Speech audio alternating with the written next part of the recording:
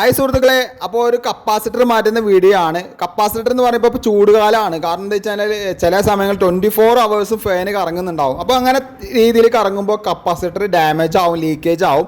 അപ്പോൾ പതുക്കെ കറങ്ങുള്ളൂ ഫാന്. അപ്പോൾ ഈ ചില ഫാനിൽ 2MFT കപ്പാസിറ്ററാണ് വരാറ്. ഇപ്പോൾ ഈ കാണുന്ന ഫാനിൽ 2MFT കപ്പാസിറ്ററാണ് വന്നിരിക്കുന്നത് കേട്ടോ. അപ്പോൾ എന്താണെന്ന് വെച്ച് കഴിഞ്ഞാൽ 2.5 ആണ് നമ്മൾ അധികം ഫാനിൽ വരാറ്. എല്ലാ ഫാനിലും 2.5 ആണ്. ചില കമ്പനിക്കാർ മാത്രം 2MFT കൊടുക്കും.